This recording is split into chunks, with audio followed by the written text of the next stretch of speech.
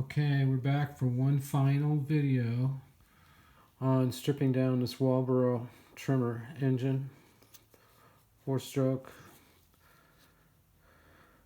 So this Troy-Bilt uses a Walbro carburetor. As you can see here, it's well marked and really dirty. So the first thing you do,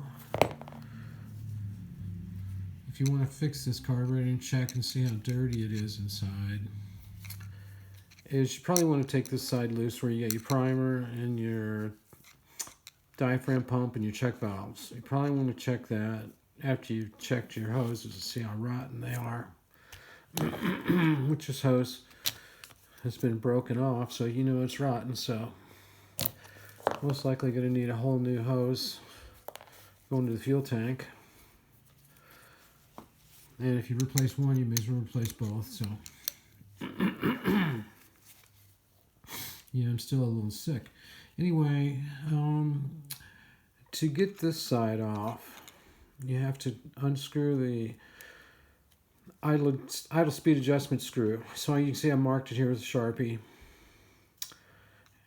and unscrewed it so I can put it right back where it was, because there's no real reason to mess with your idle adjustment screw if your carburetor is clean and working properly and your engine valves are adjusted and you got good compression. There's no reason to adjust that, because you're just more or less covering up the problem. You're not fixing anything.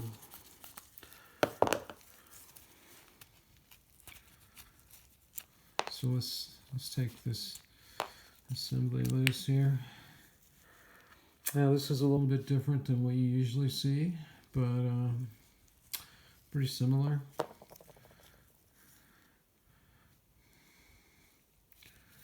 Go ahead and pop off this gasket here. As you see, you got to make sure you line up the impulse hole for that. There's an impulse hole there, right there.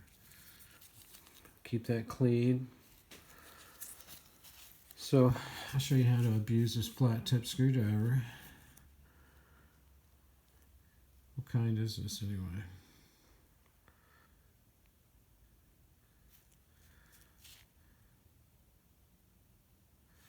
Believe it or not, it's kind of dark in here and I can't make that out.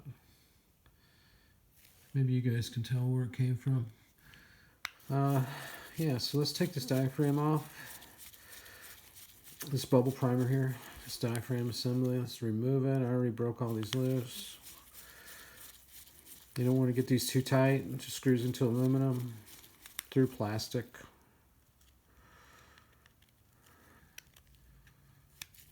And this is pretty common. And it's common for these bulbs to get like a crack in them, just like the fuel line I just took off, just to be real brittle and crack wide open. And then you won't have you're supposed to have a small bubble of air trapped in here. If you don't have a small bubble of air trapped in there, you already know you got a carburetor issue. And it's not pumping correctly. And so that's why you want to look inside of here. And I'll show you what I know about checking and cleaning this in this carburetor. I usually use a Phillips on this, but I'm too lazy to run back and get another one. So you want to keep in mind the orientation, especially if you're fresh into trying to do this. You just want to keep an eye on how everything comes apart very carefully. You may even want to mark it. But if you look closely at this one, you can see it lines up with this bulge right here in the diaphragm section.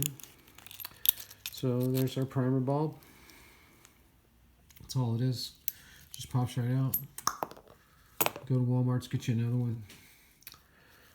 There's a check valve here. And basically just a diaphragm plate.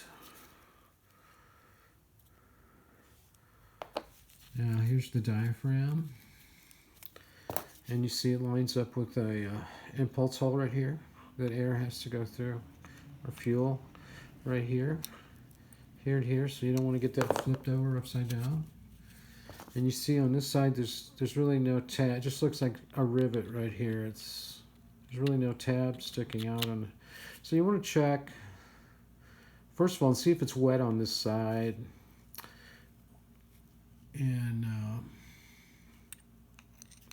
take a look and see if it's got any rips in it.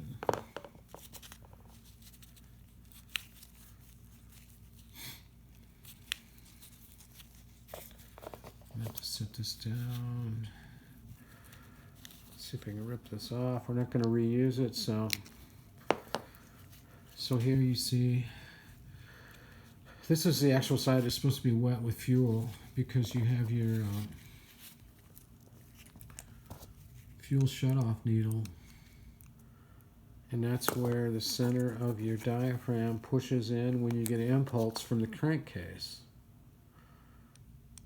You can see it's wore a little bit right there, but that's not really bad, but it's setting pretty good. You can sometimes take and bend that up just a hair.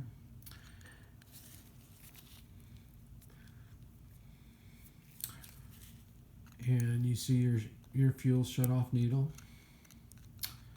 your metering needle right there, which sometimes will get dirt trapped underneath there because you didn't have a fuel filter on your fuel line and tank. So if that's closing and opening when you're primering it, it's just a fuel pump basically right there.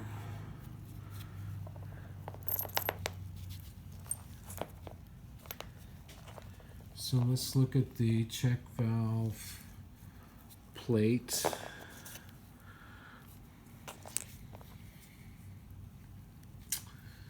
I can get zoomed in on that real quick here.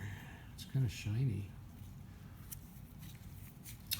So this check valve plate, you see the two, and this one's a plastic material with a spring in it, which is kind of unusual to me.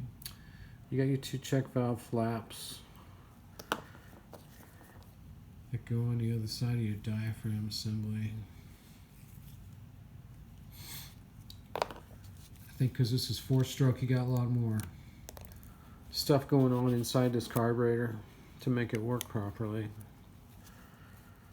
So here, if I'm seeing this right, through the camera, you want to check and make sure, because this looks a little bit dirty in here. You want to make sure there's no dirt just sitting around in there.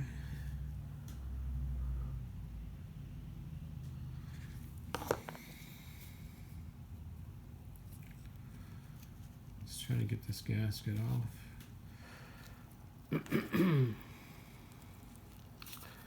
And it's just going to rip, I think. You want to get these gaskets off in one piece if you can. It's much easier to clean it up, put everything back together. And actually the best bet would probably be in normal cases. If you got a really worn 1 or 2 year old trimmer that's been used a lot, you just want to get a new carburetor basically. A fresh carburetor. There's nothing better than a fresh carburetor. Like you could rebuild this thing, put it all back together, and you still would have worn areas where the needle seats, and you may have partial clogging in these little jets.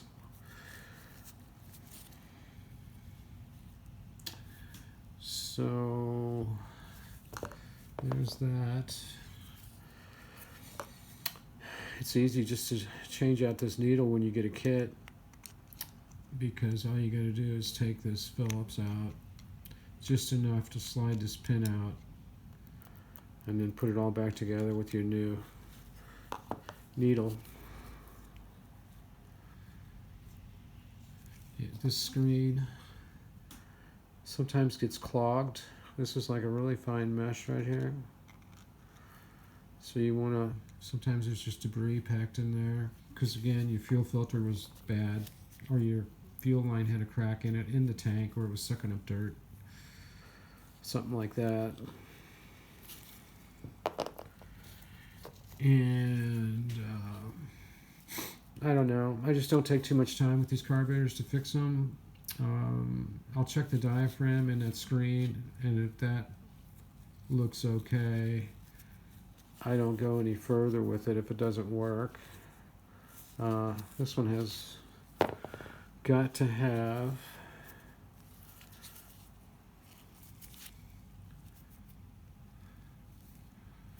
adjustment jets in it. Nope. It's all plugged up with little plugs. Sometimes you got your high and low setting where you can set your high and low fuel mixture. And sometimes all you got to do on the ones that used to take a flat tip is screw it in and out a little bit and put it right back where it was. And there might be a little chunk of hair or dirt in there, and it passes it right through. Because you see how small some of these jets are, these holes where the fuel has to go through. So that's about it for all I got to say. Because, you know, I'm just going to scrap this out. That's a nice little chunk of aluminum. Looks almost clean.